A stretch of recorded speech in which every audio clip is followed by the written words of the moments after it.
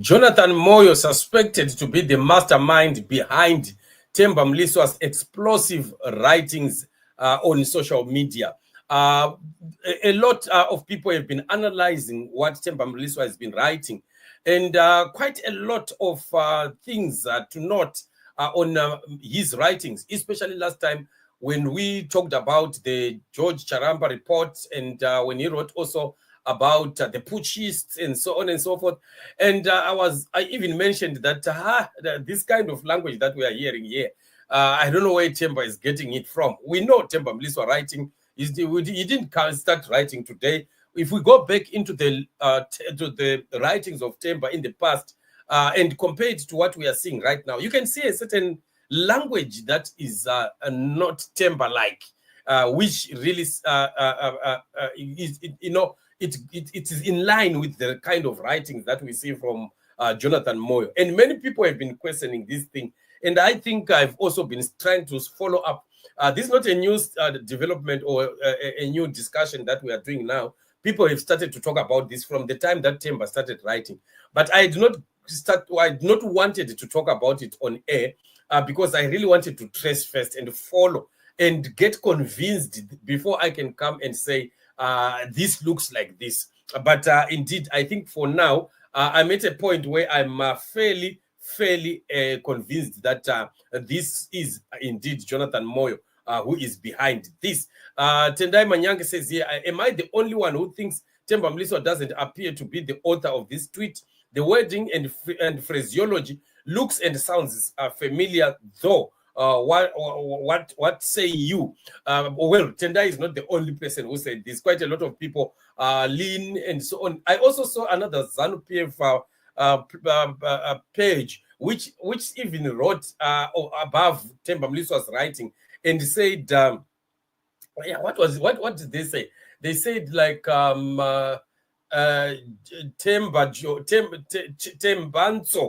something like that, Tembanzo writing, meaning that it was a Themba Jonso writing, right? Or was it a Jonso Themba, something like that? I wish I had kept that thing. Some of the things we just see them and then we browse, as we browse, and then we browse and we go. By the time that we really need to refer to them, they will be hidden. You can't come back again and find them.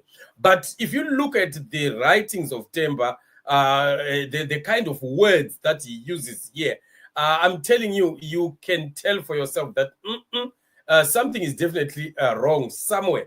And that issue remains an issue really that Jonathan has been in the center. You see, one thing that we really bemoan about Jonathan Moyo is not only what we are seeing now in terms of him being behind the BBI, the document that wants to see Mnangagwa go to 2030 and onwards, and of course him suspected of already in the plans to come back and bounce back as a minister of information, blah blah. We also are worried because the very same Baba Mlev has been behind the Songs of Shabang saga. You remember, he has been also so much in defense of Songs of Shabang. And to some extent, we even suspected at one point that some of the writings that we saw coming from Songs of Shabang, especially in those days, were really some kind of writings of Jonathan Moyo. So you can see for yourself that we can get to a point where we conclude that Jonathan is really, a man that does not want to see a free Zimbabwe. He is a man now who has decided to be against the masses and join those that are the oppressor of the people, as long as he gets something, as long as he benefits something. Why are people like Jonathan afraid of a new Great Zimbabwe? I'm going to explain to you very simple terms and why. Why people like Jonathan Moyo are afraid of a new Zimbabwe? They know that they are politically squandered. Politically, they've squandered their political will. There is no one who is going to ever talk about Jonathan Moyo in the upcoming politics in Zimbabwe again, especially when we get to a phase where we'll be doing the free and fair elections. In free and fair elections, where there's no intimidation, cohesion, frog marching of people, the unbalanced ground level for politics. People like Vanam Mlevu, they can't fit, they cannot. Politics in Zimbabwe. So it's not only him, it's him, including those other career politicians, the Wendes, the Karenyi Kores, the Welshman Nubes, and Carston Mateos, the like, and the Joanna Mamombes and the like. Those ones, they know that they can't fit in the politics that is coming again, especially when things are being done by the book and things are being done on a level ground. So that's why they would rather jump onto the train of Mnangagwa and hold on to him, saying that at least if he can go for another 3, 4, 5 years, we can also be eating and also amassing wealth. Because the main agenda, really, if you look at Uganda, is nothing else except kuunganidza upfume hwokuba. Makudo ari kuunganidza mashanje okuba.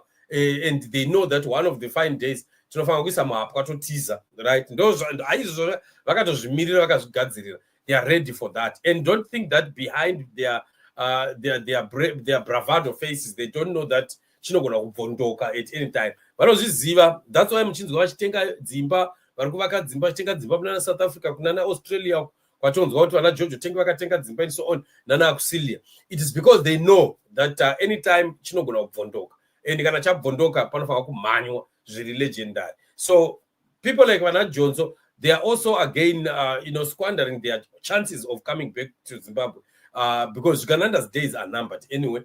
For you to support Uganda now is not intelligent at all, because these guys, their days are numbered. Apachina kwa vachaenda wakungojambira a sinking ship already, because Uganda's ship is sinking. Mvura yatozara mukati, and it's just a matter of time.